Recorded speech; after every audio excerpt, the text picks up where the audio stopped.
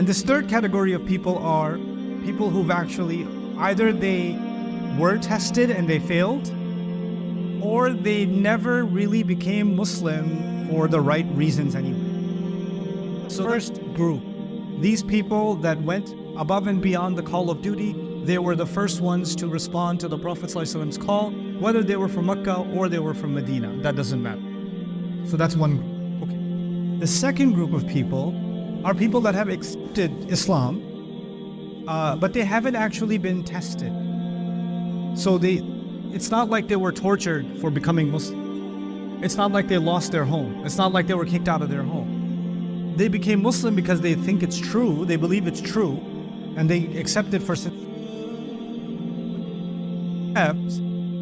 put you in the same category as someone who's been tested and they still held on, right? So they are you can say, not yet tested. Not yet tested. And there's a famous saying in Arabic, سوف نرى إذ انجلى الغبار أفرس تحتك أم حمار, right? So we'll see soon, once the dust settles, were you riding on a stallion or were you riding on a donkey? Because if the dust is there, like, oh my God, there's a rider that the ride settles, you're sitting on a donkey. Like that's because the dust hasn't settled yet, right? So, and this you could say is a large population of Muslims who are in the middle. They're the middle category. They're not bad people, they just haven't been tested yet. Okay. Then there's a third category. And this third category of people are people who've actually, either they were tested and they failed, or they never really became Muslim for the right reasons anyway. They became Muslims because the Muslims were winning and they joined the winning party. Or they became Muslim because it looks bad if they don't become Muslim. So they became Muslim for social reasons, for political reasons, for economic reasons. Or there were Muslims who were in the middle category, but when they were tested, they're like, this is too much, man, I can't do this. We gotta go to war? Like the prayer thing, it sounds nice, the adhan is nice. But this whole Badr business, now I gotta take all my savings and go to the battlefield? No, I don't know. So this third group the Quran calls the munafiqun, the hypocrites. Hypocrites because now they're not, if you don't believe it anymore or you have a problem with it, come out and say it. They won't even come out and say it to your face. They'll say, no, of course we believe. Of course we believe.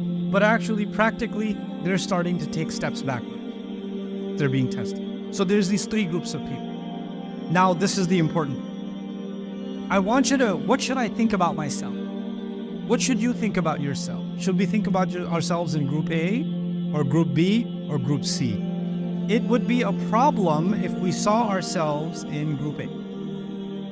Because that is what Allah advises us is, لا تزكوا أنفسكم هو أعلم بمن اتقى. Don't consider yourselves pure. Right? So I can't say I'm the true believer. Like that's too self-righteous. You understand? It's also problematic to just automatically assume yourself to be a munafiq. And yes, there's fear of being a munafiq, which is different from I believe I'm a munafiq. So let me separate. I'm afraid of being a hypocrite is a separate thing. I believe I'm a hypocrite is a separate thing. And if you believe you're a hypocrite and you accept that for yourself, that's a problem. That's a problem. But then there's the middle category. The middle category is being pulled in two different directions. Motivate them towards Iman, and the hypocrites, the force is pulling them towards Nifaq, and they're like, sometimes I kind of go this way, and sometimes I kind of go that way, and I'm kind of stuck in the middle. And you know what's really healthy for every Muslim to think? They're right in the middle. And these surahs, these 10 surahs, from Surah Al-Hadid all the way to Surah Al-Tahrim, their primary audience, the main audience for these surahs is actually this middle category. They're being encouraged to become strong believers. And they're being warned, hey, by the way, don't fall into what? Hypocrisy. Don't go in that direction. And this issue of being allies or not allies is the exact same thing. These people in the middle, they might split. They might fall towards some, the category. Now, one last thing about that. None of these three categories are permanent. How many people here into fitness, exercise? Okay, a few, 3 of you. MashaAllah. The Ummah is doing really well. If you were into exercise last year and then you stop, do you remain the same, at the same level of ability, health, weight? Do you stay the same? Do you deteriorate immediately? It happens, right? But does it permanently mean that you're messed up now and that you can't go back? No, and you can get serious again and you can make improvements again. But it's a constant struggle, isn't it? It's a constant struggle. Even students of language. When I was in high school in New York, studied Spanish, and I was really good at Spanish. I used to work in a Spanish neighborhood selling shoes, and the customers there was a Spanish neighborhood, so everybody spoke Spanish. So I had no choice but to constantly speak Spanish. So I got pretty good. Then I stopped using it for a long time, and guess what happened to my Spanish? It starts dropping. You just start losing it more and more and more. I have some left, but it's not what it used to be. But if I started practicing again and started studying again, what would happen? Improve again. What I'm saying is, just because you were a true believer doesn't mean you'll always stay there. You could start slipping and inching towards the middle category and eventually all the way down to what? Munafiq. So you're not safe just because you made it.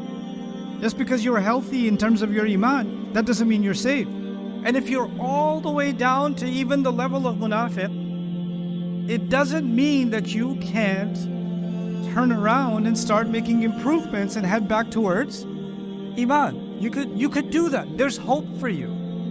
Now, if there was no hope for you, because there's 3 categories, and really in the end, we don't know where we are. But at least we should assume about ourselves, where are we? In the middle. That's what we should assume. The thing that's important is that Allah talked to all 3 groups with one call. Ya ayyuhalladhina amanu. It includes everybody. It includes the strongest believer. It includes the middle believer, the weak believer, or maybe not the yet tested believer. It even includes who? The munafiq. It includes all 3. Allah didn't say, Ya ayyuhalladhina amanu, kada wa kada. But then, Ya ayyuhalladhina nafaqu. He didn't say this. He addressed all of them. And even sometimes he would be talking to the hypocrites, but he would say, Ya ayyuhalladhina amanu. Ya ayyuhalladhina amanu. Lima taquluna wa la taf'alun. Those of you who believe, why do you say what you don't do? Isn't that a hypocrite thing? They say one thing, do another. Isn't that a sign of the munafiq? But he didn't start with Ya ayyuhalladhina nafaqu lima taquluna ma la taf'alun. He says Ya ayyuhalladhina amanu lima taquluna ma la taf'alun. This is really important now. Why did Allah do this? One of the reasons you can appreciate that Allah did this is even the people that have fallen into the depths of nifaq can pull themselves out. There's still hope for you. Allah is still calling you someone who has a chance because Allah still addressed you with Ya ayyuhalladhina amanu. So there's hope in